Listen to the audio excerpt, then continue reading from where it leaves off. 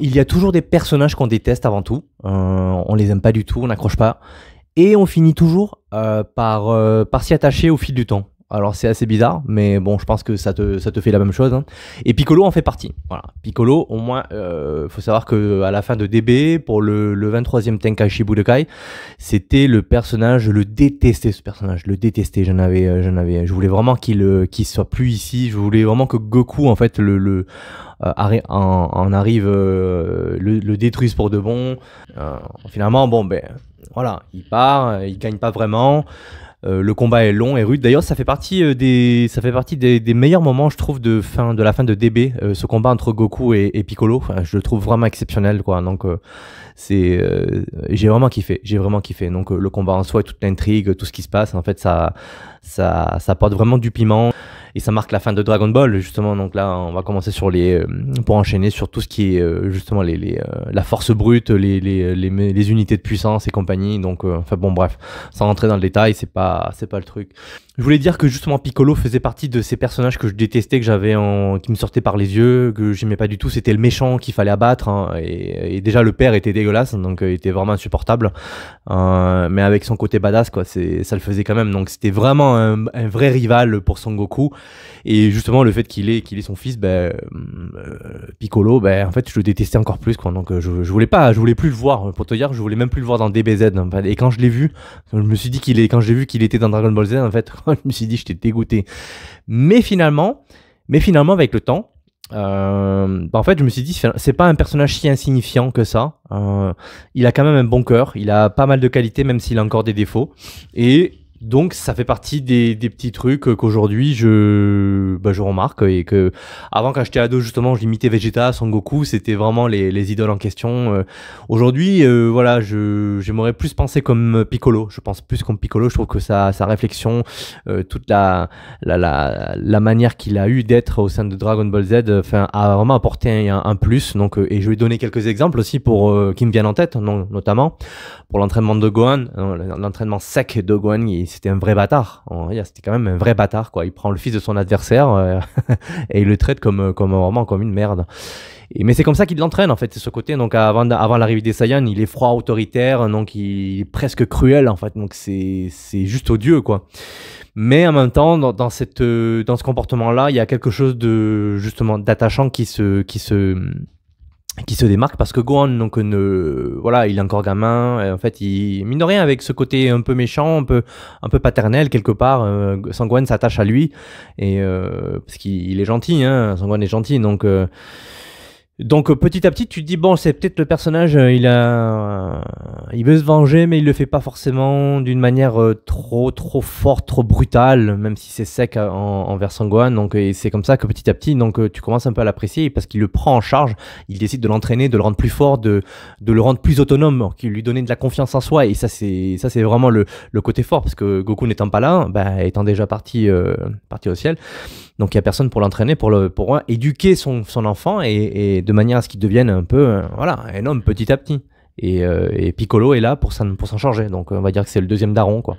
Alors c'est au cours de l'arc Saiyan qu'il y a ce premier vrai sacrifice, et que c'est un peu l'aboutissement de ce qui s'est passé en amont avec l'entraînement de Son Gohan, que justement Piccolo commence à vraiment se dévoiler, parce que là, contre Nappa, voilà, il meurt en tendant les bras, en silence, il dit rien, il se sacrifie, tout le monde est vachement étonné, pourquoi il fait ça, mais en fait, voilà, tu t'es aperçu tu te rends compte que Piccolo, c'est un personnage qui a du cœur, qui a des sentiments, il les montre pas, il est derrière une carapace, donc assez rude, assez solide. Il a pas eu de père pour l'élever, voilà, il a fait ça vraiment seul, il s'est retrouvé vraiment seul quand il était gosse, finalement, donc quelque part. Donc c'est vrai que, est-ce que c'est une sorte de retranscription de ça, et se disant, bon moi j'étais gosse quand j'étais seul quand j'étais enfant, mais je reconnais, je vois cet enfant Son Gohan qui est là, et en fait son père n'est pas là, donc est-ce que j'ai pas une place à jouer, et voilà, donc peut-être qu'il s'attache aussi, il le considère comme son enfant, et puis voilà, tu commences à vraiment aimer les gens efficaces comme lui, qui se la racontent pas, le mec tu t'y attends pas du tout, tu dis c'est un moins que rien, mais finalement il est là, il pose les bases, et il entraîne le fils de son adversaire, il s'entraîne lui, il combat, et en plus de ça, il se sacrifie pour le sauver. Donc c'est quand même assez loyal, assez puissant comme acte. L'autre point intéressant, c'est qu'on voit, on voit justement un petit peu plus tard, à ce moment-là, quand il est justement chez Kaio et que Dende est devant les boules de cristal, devant le Polunga, le dragon de Namek, que justement Piccolo, voilà, il a cette aisance d'esprit, il est assez vif, il est rapide dans son raisonnement et voilà, il dit la marche à suivre, ce qu'il doit faire pour justement ressusciter déjà tout, le ressusciter Piccolo, lui rétablir toute la force, etc. Le téléporter sur Namek pour qu'il vienne prêter main forte à Sangohan et il y a Krillin, le temps que Son Goku arrive. Donc direct, le gars, il est dans l'action, il cherche pas midi à 14h. Donc au contraire, il sort les doigts, il se dit voilà, moi je suis là, je suis mort avec mon auréole. Bon ben, il y a un truc qui est en train de se passer à des milliers de kilomètres et c'est mon chez moi, c'est sur ma planète. Donc je me dois d'être là, de m'impliquer et de prendre les devants. Donc il gagne encore des points, il marque des points, il devient crédible encore, je pense aux yeux de beaucoup de fans. Et je veux pas qu'il prend la vedette, il vole la vedette à Vegeta ou Son Goku, c'est pas le cas, mais en fait c'est un personnage secondaire qui de suite prend le rôle de premier personnage principal pendant certains moments. À différents arcs, à différents moments de la saga, et on se rend compte que c'est pas anodin parce que c'est un peu la tête pensante de la Z-Team. Hein. Lui, il est pas forcément très balèze, même si il a une certaine puissance, il est plus fort que certains. Mais il a quand même la matière grise, il a la réflexion, il est comment te dire, il est réfléchi, c'est un personnage qui est calme, qui a la stratégie, qui est malin et qui va justement faire en sorte que les choses se passent comme il veut et qui se passent bien. Et voilà, un autre point dans la continuité sur Namek, encore une fois, voilà, quand Freezer commence à se battre contre Son Goku est déjà arrivé, patati patata, tu connais toute l'histoire. Hein. Donc voilà, une fois qu'il a lancé le Genkidama, il pense que Freezer a été détruit, mais finalement pas du tout. Et en fait, c'est le premier qui capte que Freezer est en train de faire sa première attaque justement sur Son Goku. Et en fait, c'est lui qui arrive, il arrive à le pousser pour se sacrifier. Encore une fois, il se sacrifie pour sauver Son Goku, et alors qu'il l'avait déjà fait aussi pour sauver Sangohan. Donc le mec, il sauve son pire adversaire contre lequel il s'était juré justement d'écraser, de dominer. Il le sauve, il se sacrifie de sa personne, il le sauve pour que justement il puisse avoir la vie sauve. Il sait pas que c'est le super guerrier, que Son Goku est le super Saiyan et compagnie, il le sait pas, mais il voit que le danger est là, il réagit vite. Voilà, avant même que l'attaque de Freezer touche Son Goku, bon, et lui il s'interpose au milieu, et puis c'est lui qui se prend l'attaque et qui était finito. Hein. Donc respect pour ça, quoi. Le gars, il est présent, il est pas fort, mais il est présent, il est vif. Et en fait, moi, ça fait partie des qualités qui m'ont touché chez Piccolo et que tu ne peux pas forcément découvrir à la fin de Dragon Ball parce que voilà, il a cette casquette un peu du méchant qui est aveuglé par la vengeance, par la domination, etc. Et voilà, je pense que ça fait partie aussi des petits fils conducteurs en fait dans Dragon Ball Z qui est toujours catalogué baston, transformation, etc. C'est un peu la once, un peu de stratégie, de réflexion, de force calme auquel certaines personnes s'identifient et peut-être pour lesquelles en fait Piccolo est le vrai héros, le vrai personnage au sein de la saga, quoi. Et des exemples comme ça, bon, il y en a plein. Hein, il fait pas que des sacrifices, mais par exemple dans l'arc des cyborgs, pareil, il fait diversion quand Son Goku est mal en point contre ses 20, contre ses 19. Il fait diversion contre Dr Gero justement il fait semblant qu'il est blessé, mais en fait il voulait juste pouvoir intervenir une fois à terre. Bon, Vegeta intervient à ce moment-là, etc. Donc voilà, il a aussi cette capacité de se dire ok, j'ai un rapport de force inférieur contre ces 17 et ces 18, et ben en fait il n'hésite pas encore une fois à aller à mettre les mains dans le cambouis et à aller se faire défoncer, à essayer de défendre justement voilà, les copains entre guillemets, parce que finalement il s'aperçoit à la fin de cette défaite que bon il n'est pas assez puissant pour pouvoir venir à bout de ces 17 et ces 18 et qu'aucun Saiyan n'est capable de les vaincre. Donc il y a un peu ce côté un peu tu vois, il renonce un peu à son orgueil et il se dit à la fin il faut que je monte au palais pour fusionner avec Dieu, parce que moi-même je suis pas assez fort, je suis pas assez puissant, il est assez vulnérable, il le sait, il est conscient, il sait que il est capable de l'accepter. Donc et voilà, donc en fait à part ça, qu'est-ce que tu veux? Bon, c'est un personnage qui a pas mal de défauts, mais voilà, il a le sens du sacrifice et de l'effort. Il n'hésite pas à se battre justement pour aider un peu ses amis. Et, il sait se remettre en question parce qu'il renonce à son orgueil pour fusionner avec Dieu et gagner en puissance. Et d'ailleurs, c'est ce qui se passe après, c'est un super badass après quand le premier combat contre Cell, quand il arrive dans la ville où tout le monde s'est fait absorber. Et ce Piccolo là, moi je le kiffe quoi. Il est là en mode je déploie mon énergie. Il est trop badass, il est trop stylé, trop stylé. C'est peut-être mon meilleur Piccolo là. C'est mon Piccolo préféré. C'est quand voilà la première rencontre avec Cell, Cell première transformation. C'est là où je le trouve le plus charismatique, le plus accompli, le plus puissant. Enfin, il est badass, il est complet le gars. Il est complet quoi. Il y a rien à dire quoi. Enfin, c'est juste mon avis personnel. Hein. Et puis voilà, après, il continue aussi dans la ruse parce que au sein de ce combat, tu sais qu'il se fait absorber son bras, il se fait blesser, donc son bras est complètement inutilisable.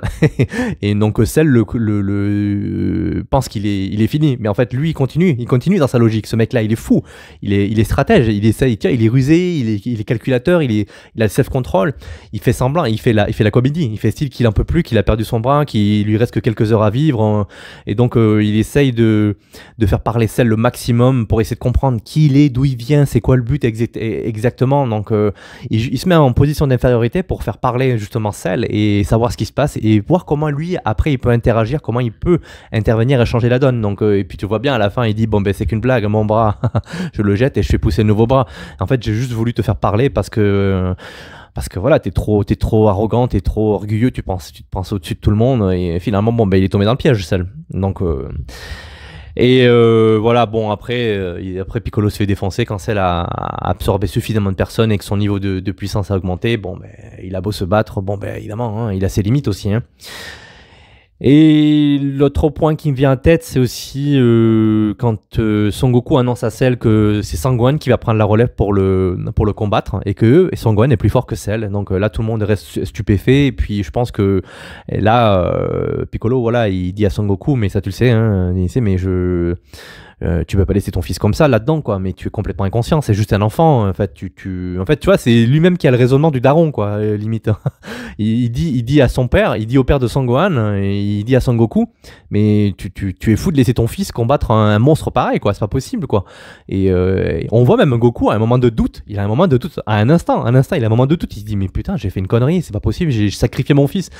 Et l'autre voilà, t'as Piccolo, il retire son armure, il est prêt à aller en découdre pour pas que Sangohan se fasse éclater.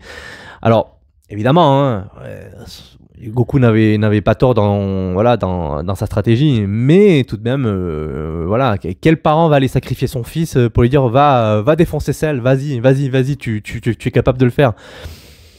Je pense qu'il n'y en a pas beaucoup, c'est pas le réflexe principal, donc c'est là où je trouve que voilà, Goku a eu un moment il était un peu dans les nuages, enfin il pensait trop, il croyait trop à son plan, mais finalement bon ben Piccolo il est là, il lui dit, il lui met les pieds sur terre en lui expliquant voilà c'est quoi cette décision, mais c'est pas un père qui décide d'envoyer son fils à l'abattoir quoi. Et enfin bon bref, donc c'était un moment marquant ça, parce qu'il n'y a pas de combat, c'est juste des échanges, c'est du dialogue, et c'est quelque chose qui moi m'a marqué en fait quand j'ai entendu ça, et que à ce moment-là, je me suis dit, putain, c'est vrai que... Ouais, mais il a raison, hein, parce qu'en fait, c'est vrai qu'à force de regarder Dragon Ball Z, t'es toujours dans le truc de transformation, de combat, tu penses qu'à ça, et finalement, bon, ben, on a peut-être tendance à perdre un petit peu les relations humaines, les dialogues un peu profonds, et je trouve que Piccolo, c'est le personnage qui est là pour ancrer tout ça au sein de cet univers. On applaudissait, j'étais le premier à applaudir, il a kiffé, vraiment resté la bouche ouverte quand Son Goku faisait un Kamehameha, Vegeta faisait le Big Flash, donc, et c'était les deux personnages charismatiques, le duo d'enfer en plein combat et compagnie. Mais c'est vrai que maintenant, avec le recul, avec le temps, bon, je me suis dit, je me rends compte que Piccolo reste quand même un personnage central, et que même si c'est pas le plus puissant, c'est un personnage secondaire, mais c'est lui qui a quand même la jugeote, la stratégie, il a la ruse. Il a l'intelligence avant la force brute. Et il est capable de se remettre en question peut-être plus facilement que Vegeta par exemple, ou d'autres personnages qui sont orgueilleux, ils sont aveuglés par cette envie de dépasser l'autre, de devenir plus fort, un peu cette envie de mégalomanie en fait quelque part. Hein. Comment on peut passer d'un personnage qu'on déteste à un personnage qu'on finit par apprécier, même qu'on idolâtre presque. Donc voilà, n'hésite pas à laisser un commentaire peut-être si tu as une réflexion personnelle sur le personnage de Piccolo. Donc voilà, peut-être que tu es d'accord avec ce que je dis, peut-être que j'ai oublié certains points, n'hésite pas à laisser un commentaire, à liker, à partager, Dis-moi ce que t'en penses tout simplement. Et voilà, quant à moi, bon ben je te dis à la prochaine pour une prochaine vidéo réflexion. Allez, ciao.